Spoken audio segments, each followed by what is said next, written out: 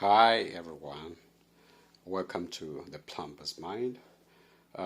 Today we are replacing this top for something that look like that. That has been taken off. It was leaking at the underneath the sink where the top was seated. I had to struggle a little bit taking it off the sink because it was rusted. So I had to chip away at the old C clamp. The C clamp is usually what is used to actually fasten these tops onto the sinks. So as you see, the top has already been set out, and I'm into the process of actually trying to tighten the nuts underneath. I'll try to take you underneath the sink through a couple of cupboards. Let me put this light on here quickly. Yeah, we got some light underneath the sink now. Right, and sorry about that. So I'm just taking you underneath. There is the setting.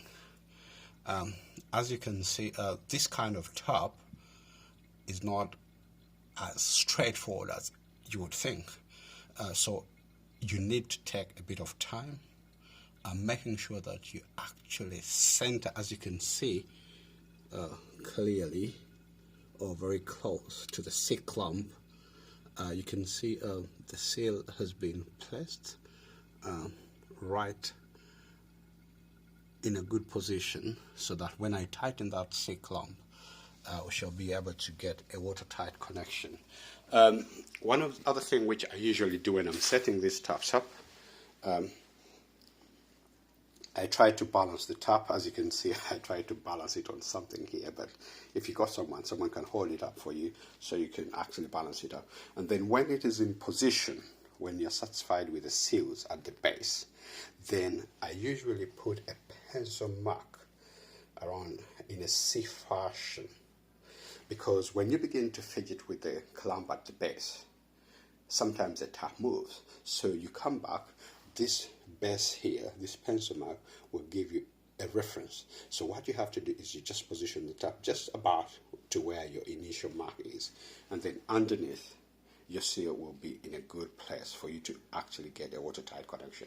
Now, what I've noticed, most of these tops tend to leak underneath because it's not straightforward. Some of these tops are not very straightforward because the seals are precise. The top holes in the sink are also precise, that when you come to place the top, any single movement, the seal will actually not go around properly that base. And then with time, when people actually use the sink, the washing and all that, the water will begin to trickle out through that imperfect seal installation that was done, and then you will end up with things such as this. As you can see, this clearly shows what has been going on with this top. And then your C clamp will then rust, and then you got your fixing kit will also rust, so you get something like that. So most of the setting out is being done, but what I wanted to say is that you have to be precise, particularly with this type of top. It's not one which you just actually go and put on the top hole and then tighten the nuts, and then you get a watertight connection. Now, another thing, given that, depending on how much room you've got underneath the sink, I've got quite a bit of room underneath the sink, so what I have done is I didn't put the top tails yet. These are the top tails. These ones. These are the ones that are going to go underneath into the top, and then I will link them into the water source. As you can see, I was lucky.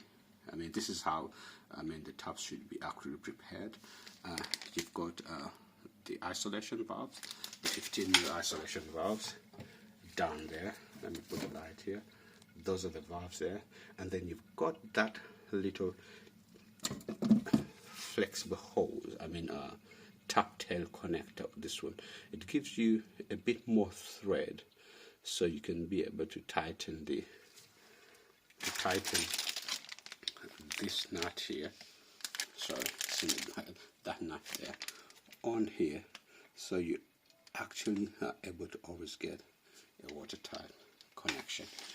Don't mind the mess. I mean, yeah, these parts. This is a trap which I've taken out. It's 1.5 sink trap, because this is 1.5 bowl sink trap, which I've taken away. So I'll put that back when I finish tightening the top. So I'm going to get into the process of actually now installing my top tails. The reason why I didn't install them before is just to make sure that I'm precise with the seal, so that I actually avoid getting the leak. So I'm going to go ahead, nip the knot up, put my top tails, and then I'll connect the top tails to the pipe work, and then that will be the top installation completed. I'll probably do a second video just to